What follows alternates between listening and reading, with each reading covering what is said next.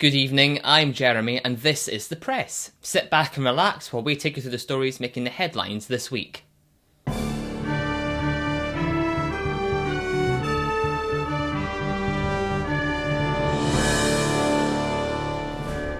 In the wake of the increased demonstrations for Black Lives Matter, more discussion about statues and building names has been brought forward.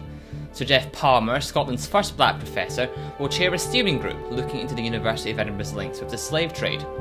The review will include consideration of the building formerly known as David Hume Tower, which was renamed last year after attention was brought to the 18th century philosopher's racist views. This caused controversy, with a group of academics arguing that the building was named in recognition of Hume's enduring influence in philosophy, history, and political economy. However, the university said that it's important that campuses, curricula and communities reflect both the university's contemporary and historical diversity, and engage with its institutional legacy across the world. According to a university spokesperson, the review is expected to take around a year. February marks LGBT History Month throughout the UK. This year's theme is Body, Mind, Spirit. The UK celebrated its first LGBT History Month in 2005, with the launch of the Schools Out project, which aims to educate children about the importance of LGBTQ inclusion.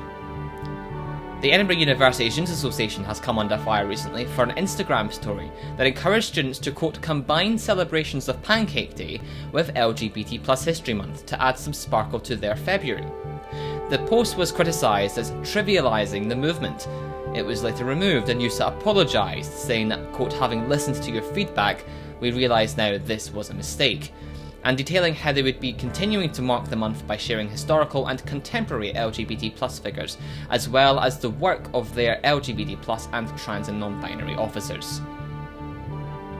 On Sunday, 14th of February, an event held by the university's African Caribbean Society, pro-black and anti-gay, which was advertised as a conversation about the intersectionality of oppression, was interrupted by racist and homophobic slurs, and what can only be described as horrific pornography.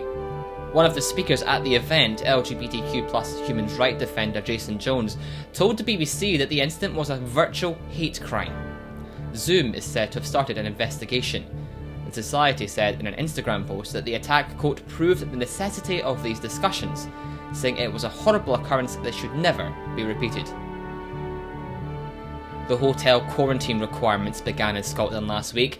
Stricter than the UK-wide programme, anyone who flies directly into Scotland from abroad must spend 2 weeks in a quarantine hotel, which costs £1,750 or more if you test positive while in quarantine. However, at the moment, anyone who travels to Scotland, even from abroad, via the rest of the common travel area, does not need to stay in a travel hotel. Along with a negative test to fly into the UK, both Scottish and UK governments are requiring an additional 2 COVID tests on days 2 and 8 while in quarantine. This includes if you're self-isolating at home. The president of NUS Scotland, Matt Crilly, is lobbying the Scottish Government to waive that quarantine fee for students whose travel into Scotland may be necessary for education, visa purposes, or returning from years abroad or to collect their belongings. Commenting on the fee, he said, many students simply cannot afford the charge required to quarantine, especially following such a difficult year. He added international students already pay exorbitant tuition fees for their courses and sky-high costs for their accommodation. In addition to visa costs and healthcare charges, I'm concerned that without an exemption from the Scottish Government, many students won't be able to afford the cost of returning to Scotland to complete their studies, collect their belongings, or return home. In other COVID-related news, schools across Scotland have reopened today for those in primaries 1, 2 and 3, as well as those in exam years with practical work that needs to be done in school.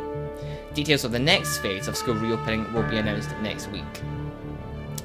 And that's all for now. Keep up to date with EU TV and we'll see you next time for more of The Press.